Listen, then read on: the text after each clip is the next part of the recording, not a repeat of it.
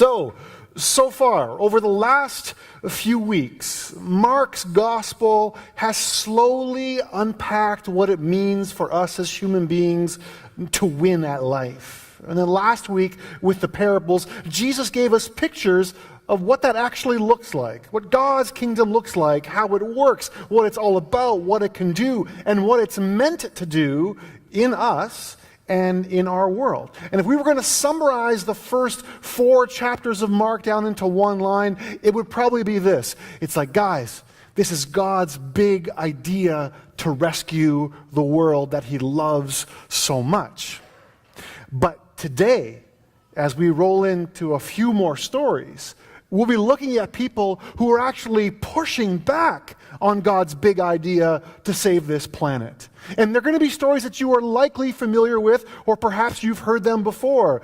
Jesus calms the storm, Jesus heals the demoniac, and then a bunch of pigs go running off a cliff, and then he heals a woman and raises a little girl from the dead back to back. So these are good stories, but they're each stories of God's inbreaking, the inbreaking of his kingdom. It's about healing, it's about restoring, it's about God making things right. But at the same time, in every single one of these stories, there are groups of people who are reluctant to God's rescue mission for this world. And sometimes it's bystanders, and sometimes it's actually the disciples. So today, as we unpack these stories of Jesus defeating death and brokenness in every shape and form that it comes into, we're going to look at these stories through the lens of resistance. A resistance inside the people who are in this story, and a resistance that sometimes bubbles up in us. And if I had to break it down, like what are the feelings or what are the questions or the statements that rise up when we have this resistance, they're probably like this, and maybe you've heard of them, maybe you felt them yourself. Sometimes it comes in this shape. God, do you really care? Sometimes it shows up like this. God, do you actually know what you're doing here? And then finally today we'll look at one more, and again, maybe you felt it as well. God, I am so tired of waiting. So in the stories that we're going to look at this morning, we're going to unpack those feelings, unpack those statements, because they are very real. And honestly, they're going to jump off the page for you this morning as we take it from this little bit of a different angle to see what it's like when people resist what God wants to do. Cool? Ready? All right, let's roll with this. Mark chapter 4, right at the end, starts like this. That day, when evening came, Jesus said to his disciples, let us go over to the other side. And leaving the crowd behind, he took him along, just as he was, in the boat, and there were also other boats with him. A furious squall came up, and the waves broke over the boat so that it was nearly swamped. Jesus was in the stern, sleeping on a cushion. And the disciples woke him and said to him, Teacher, don't you care if we drown? And he got up, he rebuked the wind, and said to the waves, Quiet, be still. And then the wind died down, and it was completely calm. And he said to his disciples, Why are you so afraid? Do you still have no faith?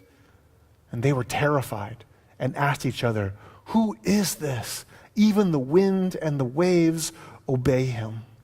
So right off the bat, we get this picture of Jesus who is sleeping during danger, which I think already is an amazing image of the faith and the trust that he has in God the Father, that he will be looked after no matter what. But as the storm is kicking up waves, it's also kicking up fear in the disciples. And the disciples interpret Jesus' nap not as a sign of faith or a trust in the Father, but as a dereliction of duty, as in a, Jesus, get up and do your job. Jesus, don't you really care about us? So Jesus gets up, and this is great. In the original language, when he calms the wind, the original words are this. He tells the wind to muzzle it. And I love that. So Jesus muzzles the wind, and then he turns to the disciples in an effort to muzzle their fears. And there's a couple of layers to that, right? Because Jesus asks them, why are you so afraid? And then later, Mark describes them 2 lines later as being terrified. So both those things are about fear, but there's 2 different kinds of fear that are taking place here. When Jesus charges the disciples as being afraid, what he's saying is, Why are you being cowards? Why are you being such chickens? Why do you allow this storm to make you feel that way? Why are you so timid?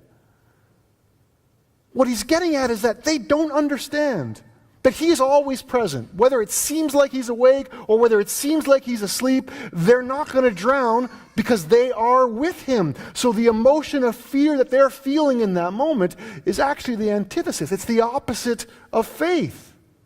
And then right after that, Mark says they're terrified. But there's a different word for fear here in the original language. And the original language actually reads like this: the disciples feared a great fear. So this wasn't cowardice. They weren't chickens. This wasn't a lack of faith. No, this was more awe. Because they had just seen something that they had never seen before. And while earlier they felt abandoned by Jesus during the storm, now after the storm, they feel overwhelmed by him. And the crazy part is that Jesus has been there the entire time. And yet, even by the end of the episode, when Jesus has muzzled the wind, they still can't quite recognize, they still don't know who he is. And that last line comes up: who is this guy? Now, I got to be honest with you. When I was sitting with this sermon this week, it was actually Thursday, and I'm working in my home office because it's quieter there when I write messages. And it was about lunchtime, and I was reading and writing around this section. And I go upstairs to get some lunch, and I get to the top of the stairs because I work in the basement. And who's at the top of the stairs to greet me? This guy right here.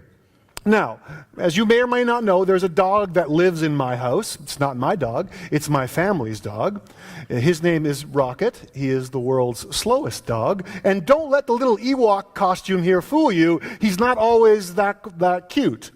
So it's lunchtime, and I go grab some leftovers out of the fridge, and I open the Tupperware, and there's just probably too much in there for lunch. So I put my portion aside, but then the leftovers, there's just not enough to put back. So I thought I would be a nice guy. I thought I would take a stab at being a good dog owner, and I thought, you know what? I'll give him the leftovers. So I put the Tupperware down with the food in it, and the dog goes right to it. I turn to the counter, I make my lunch. I think he's all done with the Tupperware, and I bend over to get it, and he turns and he growls and he snaps at me. And in that moment, I looked at him and I said, who do you think I am? Yeah, sometimes I talk to the dog. Who do you think I am? And as I thought about it, I'm like, this dog still doesn't know. What I want to say to him is, do you realize that for the last 9 years, I put a roof over your head? I looked after you. You know all those milk bones that mysteriously show up from the garage? I buy that box every time. And do you forget that time that we went to the park and you cut your paw on something and it was bleeding and I felt bad for you because you were limping, so I picked you up and I cradled you, and as I was walking down my street, all the neighbors are looking at me like I'm some kind of moron carrying the dog like a baby? That was me doing that for you. And you remember the times we had to put that weird pill in that weird place? That wasn't me, but yeah, we did that for you. We did it for you. Don't you even know who I am? I just gave you that food. Why would I take it away from you? Do you not recognize who I am? Don't you see that I care about you? Are you not even aware of all that I've done for you? So in that moment, it hit me that sometimes I'm like that with God. And maybe you are too. God serves it up. He looks after us. He gives us what we need. And in the moment that we are worried that we're going to drown or not get enough or get our fill, we turn around and we snap on God and we ask, do you really care? Which is a question that's actually asking, who actually are you? Do we forget? Or do we miss the point? Or not recognize that Jesus is always overwhelmingly present? Whether it's sunny or stormy, whether it seems like he's awake or asleep. So then, like the disciples, when we ask, Jesus, do you really care? What that actually is an indication that we actually do not know him that well. So coming out of that, I've got two things for you. I've got an encouragement and I've got a challenge. And the encouragement goes goes like this. How many times has Jesus looked after you? How many times has Jesus provided, walked alongside you, covered you, comforted you, led you, directed you? Can you count your blessings? Can you count all the times that Jesus has just been there for you? Whether it was sunny or stormy, or whether it felt like he was awake or asleep. The encouragement out of this story for us this morning, I think, is this. Take courage, my friends, because Jesus cares about you. He always has, and he always will. But out of that also comes a challenge, and it's this. That if you have that nagging feeling in your heart that God doesn't care, what this story teaches us is that actually knowing God, it unlocks the calming power of his kingdom. What does it mean, or how do we know God? Very basic, very simple. We immerse ourselves as Christians in the scriptures. That's the best way. That's the first way. Because there's stories, and there's teachings, and there's poems, and there's history. This is how God has interacted with his creation. And sometimes it could be said that you don't read the Bible actually reads you. It just calls you on your stuff and knows who you are. This is where we start. In prayer, we know God. That's being fully present to God, shutting everything out, having these quiet times of reflection where everything else stops, where things get quiet, where we rest, and we allow our minds and hearts to focus on what God is saying, paying attention to the Spirit's leading. But beyond that, being like God isn't just taking in all these good resources, Christian teachings, Christian people, Christian music. No, that energy has to be expended. We have to be active in our faith. We have to be like him. We have to be about our Father's business. And as we practice our faith, that's how we get to know God better. We apprentice to be like him. So then the answer to the question, God, do you even care? From this story seems to be, do you even know me? But get this. If you're feeling that today, if you're feeling that question, does God care or not? If you're in that boat, pun intended, you're not the only one. You're not alone. And in a funny way, in this next story, Mark is going to sort of bring things along, because the disciples don't know if Jesus cares. They don't seem to know who he is. But in the next story, who Jesus is and his purpose are actually revealed by none other than a demon. Crazy. Mark 5 starts like this. They arrived on the other side of the sea in the country of Gerasenes. I don't even know how to say that, but that's how I'm going to say it. As Jesus got out of the boat, a madman from the cemetery came up to him. He lived there among the tombs and graves, and no one could restrain him. He couldn't be chained, he couldn't be tied down. He had been tied up many times with chains and ropes, but he broke the chains and snapped the ropes. No one was strong enough to tame him. Night and day he roamed through the graves and the hills, screaming out and slashing himself with sharp stones. And when he saw Jesus a long way off, he ran and bowed in worship before him. He bellowed in protest, "What business do you have, Jesus, Son of the high God, messing with me? I swear to God, don't give me a hard time." Jesus had just commanded the tormenting evil spirit, "Out! Get out of the man." And Jesus asked him, "Tell me your name." "My name is Legion," he replied, "for we are many." And he begged Jesus again and again not to send them out of the area. And a large herd of pigs was browsing and rooting on a nearby hill, and the demons begged him, "Send us to the pigs so that we can live in them." And Jesus gave the order, but it was even worse for the pigs than it was for the man. Crazed, they stamped over a cliff into the sea and drowned. And those tending the pigs, scared to death, bolted and told their story in town and country. And everyone wanted to see what had happened. And they came up to Jesus and saw the madman sitting there wearing decent clothes and making sense, no longer a walking madhouse of a man. Those who had seen it told the others what had happened to the demon-possessed man and the pigs. And at first, they were in awe. And then they were upset over the drowned pigs. They begged Jesus to leave and not come back. Friends, there are so many layers to this story.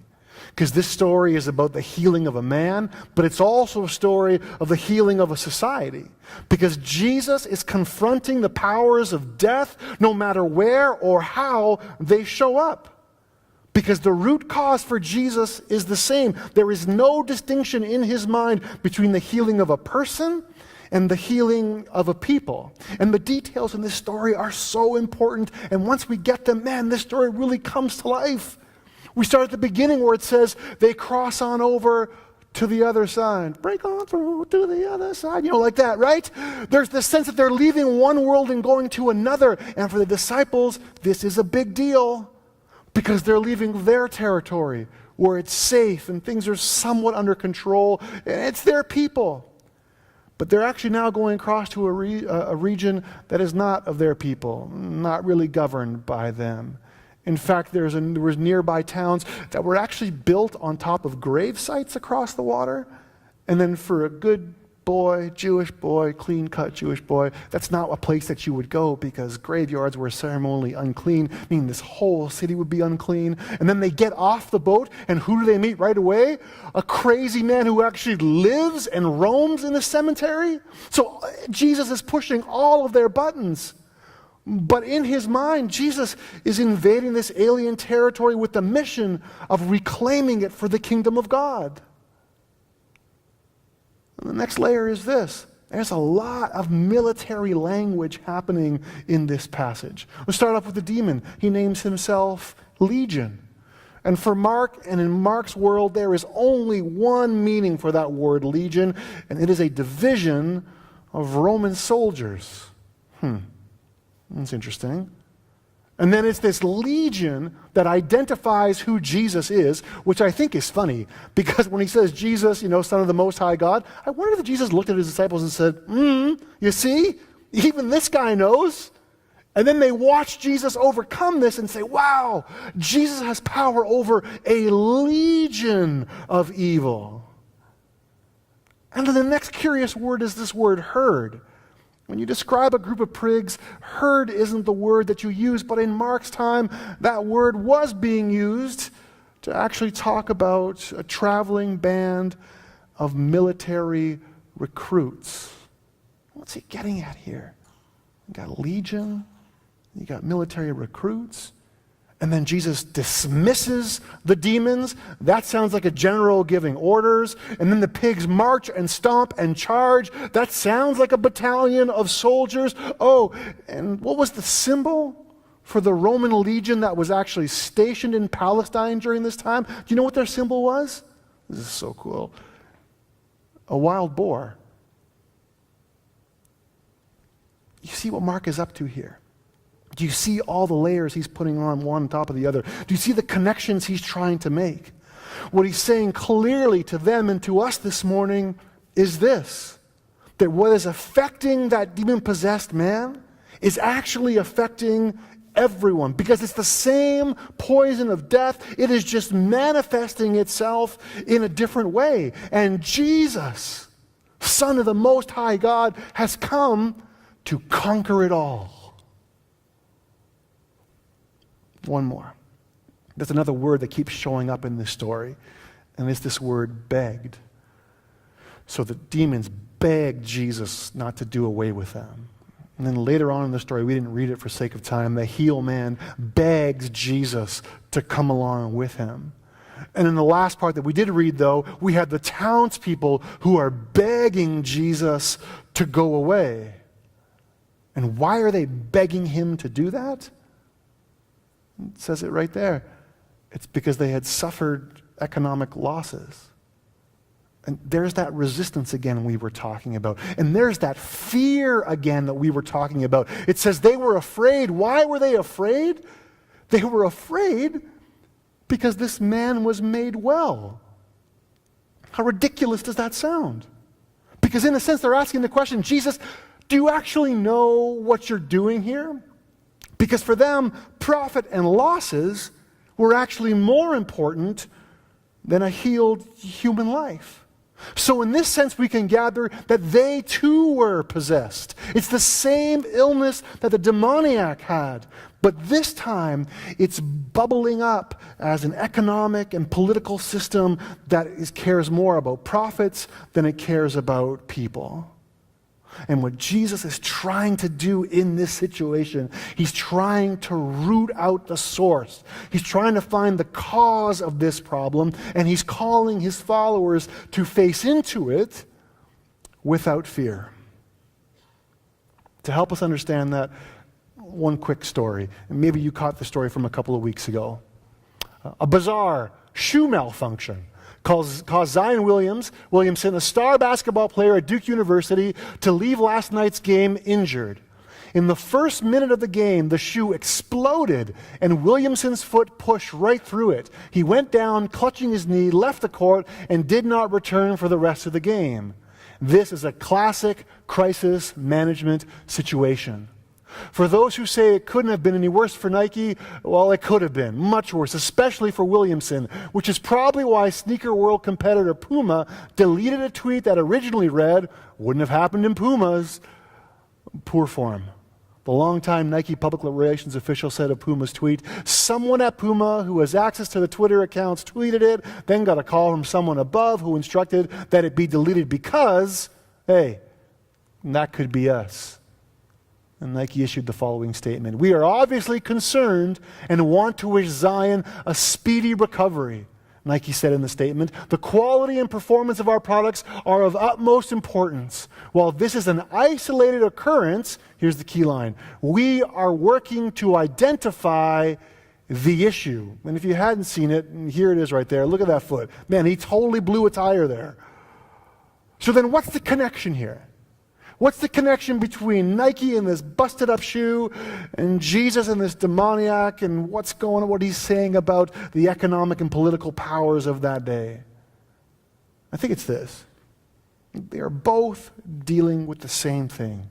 And that same thing is crisis management. In a crisis, you are thrown into a situation that likely will either make you or break you, whether you're a person or whether you're an organization. And Mark is describing Jesus calling out that crisis and facing into it. And he's trying to get to the root issue. So that what is the root issue then for Jesus? What is the problem here? Is it really the demon possession? Is it really the pigs and the economy that's being lost? The people who care more about money than people? Is that the issue? Or if we get to the root of it, what is it? Well, I think it's this. I think what Jesus is rooting out is the destruction of God's favorite creation. And that's people. It's us. The broken shoe is just a manifestation of the problem. The source of that problem is actually somewhere else.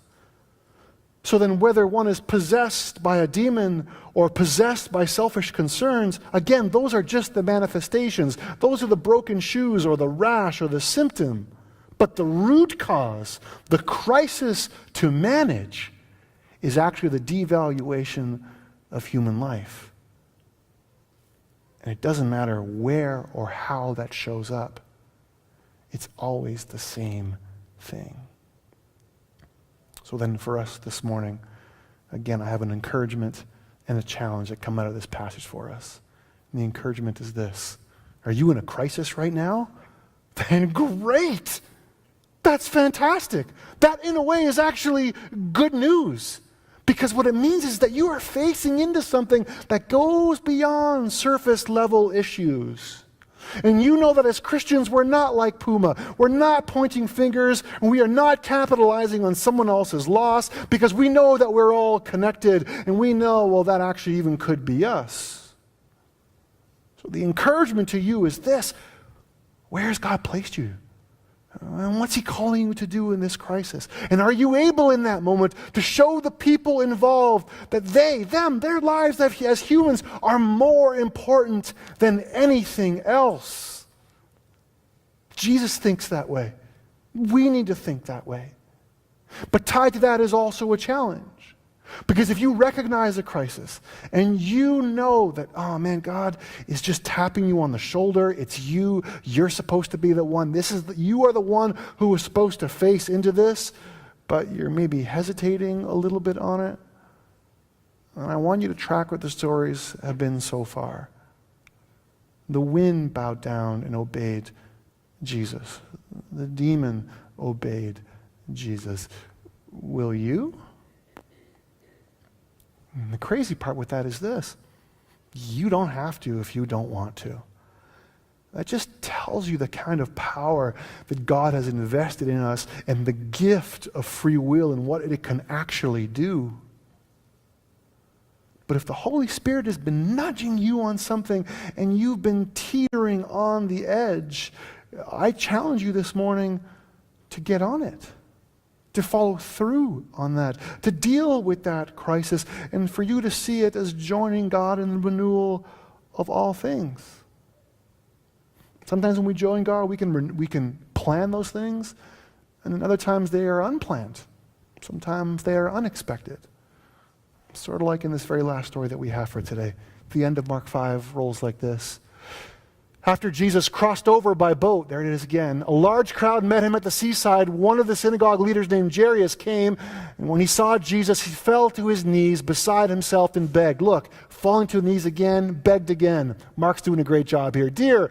My dear daughter is at death's door. Come and lay hands on her so she will get well and live. And Jesus went with him, with the whole crowd tagging along, pushing and jostling him.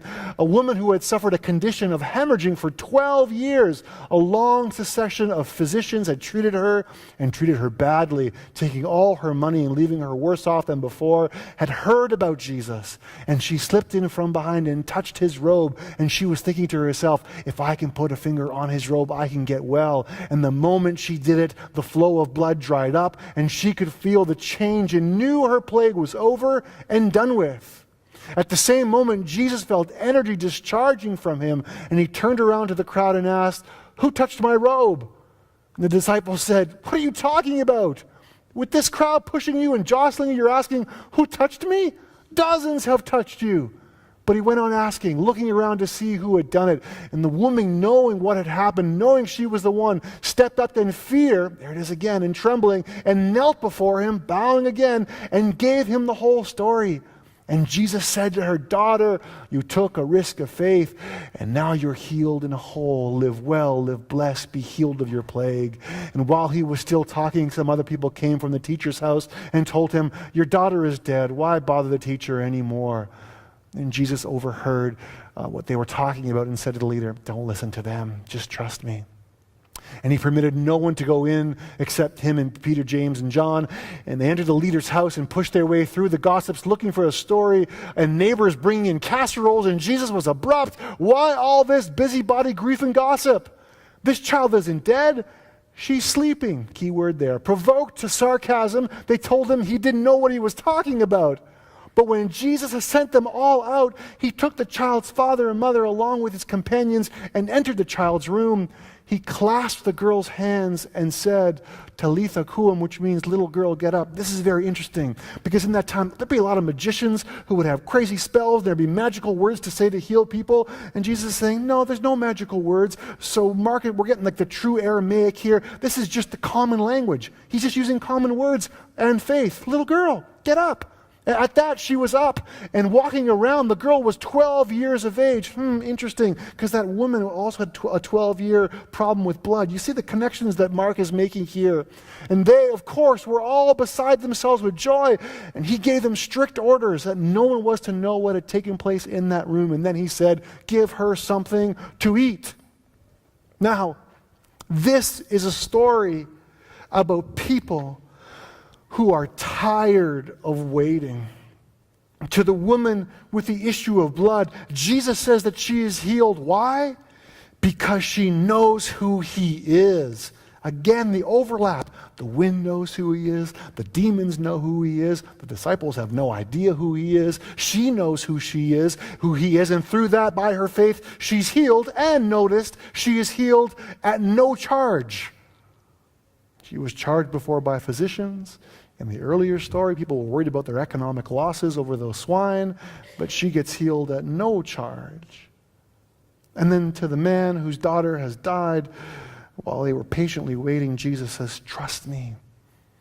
Trust me. In another version of the scriptures, it says, trust me, let's keep going. Let's go to your house. Let's keep going. And for both of these people, like the wind and demons before them, they both bow down before Jesus. And we can assume that the disciples are upright and they are annoyed at the chaos and the lack of organization. And then later the manservants come and say, it's already too late. Tell Jesus to stay away, not to bother to come. But notice how Jesus makes a priority of the interruption, and he is unconcerned by the delay. And that, my friends, I think is a spot that we have to sit with this morning.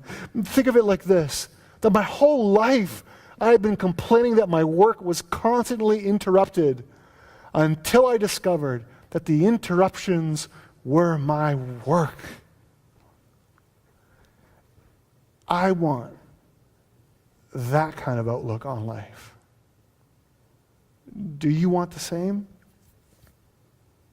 Because what would life be like if you were able to see your delays and interruptions as the work that God is actually placing before you? How would it change your pace of life? What would it do to your headspace? What would it do to your stress levels? Imagine how it would shift your priorities and how you source security. And I'm sure the father in this earlier story had all of that going on. He had to have had, because after all, his daughter had fallen asleep, which is a euphemism for death, and she dies in the middle of an interruption. But you know what the cool part is? That in the scriptures, this term sleep is used for people who die, not only that, but for one who believes in the resurrection. Check it out. This is amazing. From Thessalonians. God didn't set us up for an angry rejection, but for salvation by our Master Jesus Christ. He died for us, a death that triggered life. So whether we're awake with the living or asleep with the dead, there it is, we're alive with him. So speak encouraging words to one another. Build up hope so you'll all be together in this. No one left out. No one left behind. I know you're already doing this, so just keep on going. Just keep doing it. That's the same thing he said to the dad. Just keep going. Just keep going. And he says it to us this morning. Are you tired? Are you worn out? Are you weary? Just keep going. Just keep going. What hope we have then, friends. So if we pull that all together then the miracle of the resurrection can only be understood by those who believe in the one who has himself been raised from the dead. So the challenge to us this morning is this: do you believe in that Jesus? Are you all in with the resurrected Christ who can raise anything or anyone from the dead? And notice the track of stories that Mark has brought us on this morning. We began with a bunch of dudes in a boat who were afraid to die, and then by the end of the story, we get a little girl who is raised from the dead. So we have our worries in life, and then there is the power of the resurrected Christ. So to follow the last story, after Jesus raises this girl from the dead, he said, let's get her something to eat. So why don't we do the same this morning?